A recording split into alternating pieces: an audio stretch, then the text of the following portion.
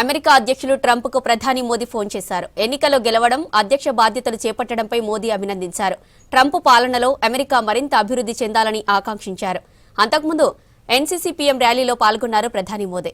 ఇక మహాకుంభమేళాలో పుణ్యస్నానాలు ఆచరించారు కేంద్ర హోంమంత్రి అమిత్ షా. దేశంలో వన్ నేషన్ వన్ ఎలక్షన్ పై విస్తృత చర్చ జరగాలన్నారు ప్రధాని మోదీ.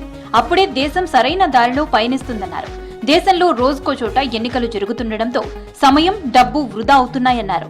ఢిల్లీ కరియప్ప పరేడ్ గ్రౌండ్ లో జరిగిన ఎన్సీసీ పీఎం ర్యాలీలో పాల్గొన్నారు మోదీ. 2014లో పవర్లోకి రాగానే దేశంలోని యువత బాధ్యతను తీసుకున్నారని తెలిపారు. దశాబ్ద కాలంలో 40 లక్షల కోట్ల రూపాయల ముద్రా లోన్లను యువతకు ఇచ్చామన్నారు ప్రధాని మోదీ. कोई भी फॉर्म भरना हो तो पहले अपने डॉक्यूमेंट गजेटेड ऑफिसर से अटेस्ट कराने पड़ते थे. हमारी सरकार ने युवाओं की इस मुश्किल को दूर किया और आप पर भरोसा किया. अब आप सेल्फ अटेस्ट करके अपने डॉक्यूमेंट वेरीफाई कर सकते हैं. అమెరికా అధ్యక్షులు ట్రంప్ తో ఫోన్లో మాట్లాడారు మోదీ. ట్రంప్ రెండోసారి అధికారంలోకి వచ్చాక తొలిసారి ఇరు నేతల మధ్య ఫోన్ సంభాషణ జరిగింది. మరోసారి అమెరికా అధ్యక్ష పదవి చేపట్టినందుకు ట్రంప్ కు శుభాకాంక్షలు తెలిపారు మోదీ.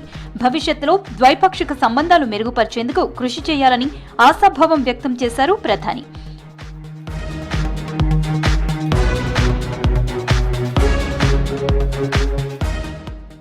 యూపీ ప్రయాగ్రాజ్ లోని మహాకుంభమేళాలో పవిత్ర స్నానాలు చేశారు కేంద్ర హోంమంత్రి అమిత్ షా. త్రివేణి సంగమంలో యూపీ సీఎం యోగి ఆదిత్యనాథ్ తో కలిసి ప్రత్యేక పూజలు చేసి గంగకు హారతులిచ్చారు. ఆ తర్వాత పలు ఆశ్రమాలను విజిట్ చేశారు. ఈ సందర్భంగా కుంభ కలశ్ ను అమిత్ షాకు అందించారు సీఎం యోగి. అమిత్ షా వెంట ఆయన సతీమణి సోనాల్, కొడుకు జైషా దంపతులు పాల్గొన్నారు.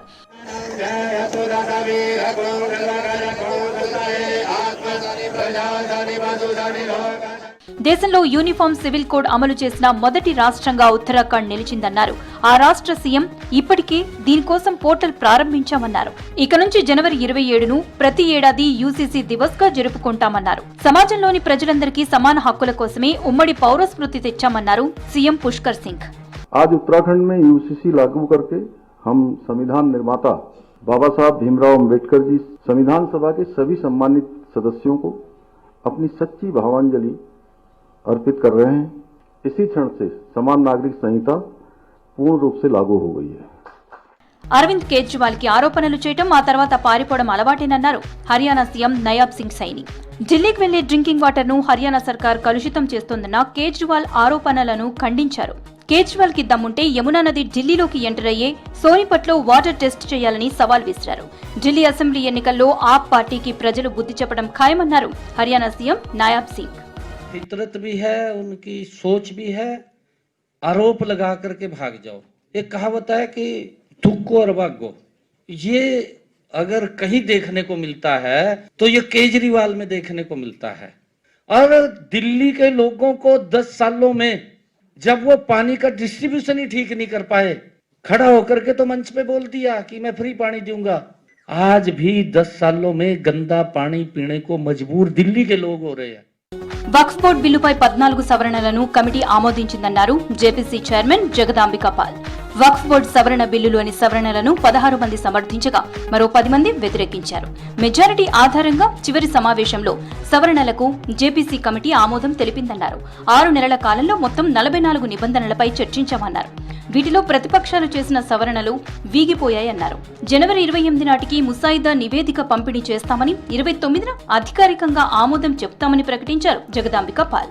स्पीकर साहब से आग्रह किया था कि हम ये संशोधन वक्फ की बेहतरी के लिए ला रहे हैं, आम लोगों के फायदे के लिए ला रहे हैं, लेकिन हम इसके बावजूद चाहते हैं कि ये वक्फ हमारे ज्वाइंट पार्लियामेंट्री कमेटी बना करके रेफर कर दें.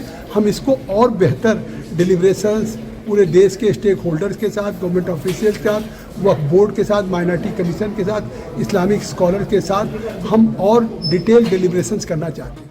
మధ్యప్రదేశ్లోని మహూవాలో జరిగిన కాంగ్రెస్ సంవిధాన్ ర్యాలీపై విమర్శలు చేశారు బీజేపీ నేతలు. అంబేద్కర్ ను అసలు అవమానించిందే కాంగ్రెస్ పార్టీ అన్నారు. మహూవాలో తామే అంబేద్కర్ స్మారకాన్ని నిర్మించామన్నారు.